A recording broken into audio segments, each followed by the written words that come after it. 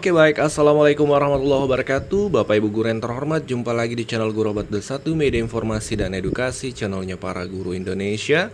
Konsisten menyampaikan info valid, komitmen melawan berita hoax.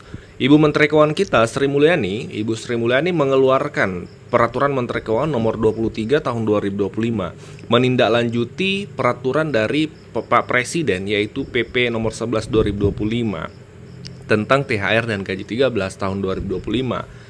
Dan dalam peraturan Menteri Keuangan ini semakin diperjelas adanya tambahan TPG dalam THR guru.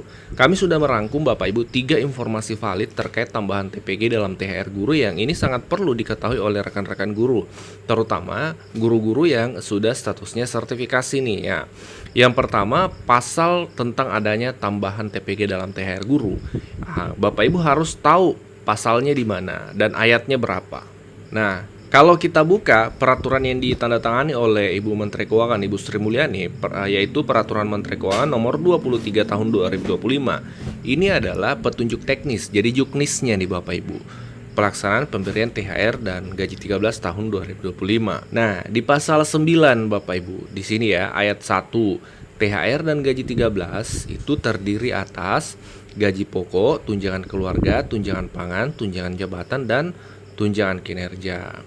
Nah, jadi pasal 9 tepatnya di ayat 15 Bapak Ibu. Ayat 15 ya, ini kami zoom ya supaya kita jelas lihatnya. Dalam hal guru dan dosen yang gaji pokoknya bersumber dari APBN tidak menerima tukin. Jadi pertama, guru-guru yang terima tukin itu tidak termasuk Bapak Ibu ya. Ini harus dipahami. Kalau Bapak Ibu terima tunjangan kinerja berarti Bapak Ibu tidak termasuk meskipun sertifikasi. Dapat diberikan tunjangan profesi guru atau tunjangan profesi dosen yang diterima dalam 1 bulan. Jadi guru-guru sertifikasi ASN ya tentunya PNS dan P3K yang tidak menerima tukin itu diberikan tunjangan profesi guru dalam 1 bulan sebagai tambahan dalam komponen THR dan gaji 13-nya Bapak Ibu. Ini pasalnya, pasal 9 ayat 15 di Permenkeu. Yang kedua adalah yang perlu kita pahami sama-sama terkait sumber anggaran ya. Karena ini banyak juga ditanyakan di kolom komentar. Adakah informasi terkait sebenarnya anggaran tambahan TPG dalam THR guru ini dari APBN yang ditransfer ke daerah atau memang dari pendapatan daerah? Nah, kalau dari pendapatan daerah otomatis tergantung kemampuan daerah kan seperti itu. Tapi kalau transfernya dari pusat berarti itu dana dari pusat yang ditransfer ke daerah. Jadi bukan berdasarkan pendapatan daerah. Nah, dalam hal ini kita bisa menyimak penjelasan dari Ibu Menteri Keuangan. Kita ketahui kan di 2024 yang lalu itu ada hal yang sama, peraturan yang sama. Guru diberikan tambahan TPG. Itulah sehingga 2024 kebanyakan di Desember 2024 guru-guru itu menerima pencairan 2 bulan sekaligus, yaitu 1 bulan tambahan di THR 2024 dan 1 bulan tambahan di gaji 13 2024. Nah, itu sumber anggarannya dari pusat Bapak Ibu. Jadi dana dari APBN yang ditransfer ke daerah di tahun 2024 itu sudah dijelaskan oleh Menteri Keuangan. Mari kita simak sama-sama dulu ya. Untuk THR dan gaji ke-13 untuk daerah itu adalah mencakup tadi ini gaji dan tunjangan melekat 35,33 triliun yang sumbernya adalah dana alokasi umum yang sudah kita transfer, dan komponen Tukinda dan TPP Pemda itu yang berasal dari APBD. Ini pengalokasian tentu saja tergantung dari kapasitas dan kemampuan masing-masing Pemda seperti yang tadi telah dijelaskan oleh Pak Mendagri. Sedangkan untuk yang guru penerima TPG dan Tamsil itu mencapai 4,76 triliun. Ini kita sudah tambahkan dalam transfer daerah tahun 2024. Jadi dalam hal ini, untuk yang poin ketiga ini, kita tambahkan dalam TKDD kita transfer ke daerah itu 4,7 triliun di dalam rangka untuk bisa membayarkan bagi THR dan gaji ke-13. Dari penjelasan Ibu Menteri Keuangan kan sudah jelas bahwa itu anggaran transfer dari pusat ke daerah. Dan di 2025 ini peraturannya redaksinya tetap sama Bapak Ibu. PP dari Pak Presiden sama, kemudian redaksinya ya, kemudian redaksi di Peraturan Menteri Keuangan terkait juknis juga sama. Tidak ada penjelasan tambahan yang menyatakan perubahan anggaran dikembalikan ke daerah, tidak ada Bapak Ibu. Kami sudah baca dan kami tidak menemukan itu. Jadi bisa disimpulkan maka tetap kondisinya sama. Transfernya tetap anggaran dari pusat yang ditransfer ke daerah. Itu terkait sumber anggaran.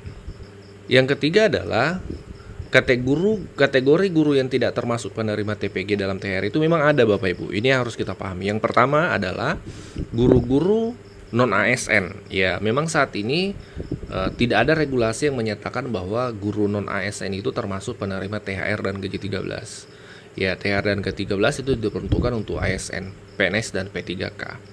Jadi yang pertama ya, PNS yang tidak termasuk itu guru non ASN. Yang kedua adalah guru ASN yang sudah menerima tukin.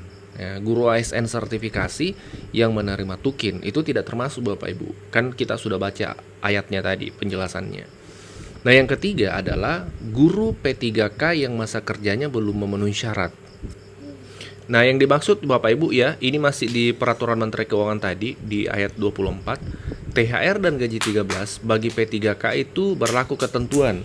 Yang pertama, kalau P3K masa kerjanya kurang dari 1 tahun, ya, itu tetap diberikan THR dan gaji 13, tapi ada perhitungan tersendirinya kalau kurang dari 1 tahun masa kerjanya. Nah, ini nih, kalau P3K masa kerjanya kurang dari 1 bulan sebelum hari raya, itu tidak diberikan THR. Jadi meskipun Bapak Ibu guru adalah P3K, kemudian sertifikasi, tapi kalau masa kerjanya Bapak Ibu kurang dari 1 tahun sebelum hari raya kan kemarin 31 Maret. Oh maaf, kurang dari 1 bulan ya, bukan dari 1 tahun. Kurang dari 1 bulan sebelum hari raya, maka Bapak Ibu tidak termasuk kategori ini. Jadi harus masa kerjanya di atas 1 bulan.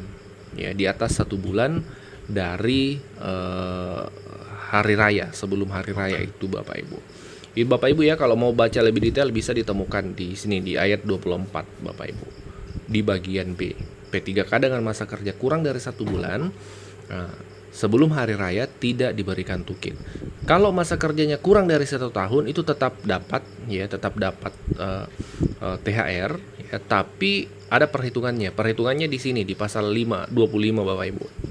Perhitungannya seperti ini.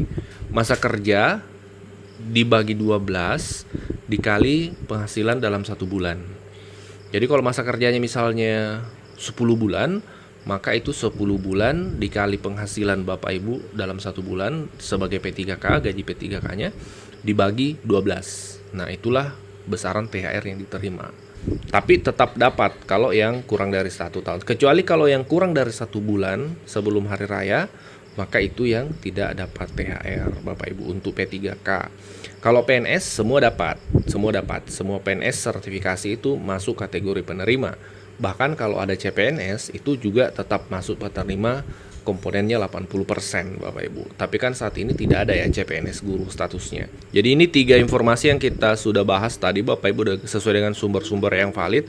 Yang pertama terkait regulasi atau pasal tambahan itu, kemudian sumber anggarannya dari mana, kemudian kategori yang tidak termasuk penerima siapa-siapa, itu sudah kita bahas.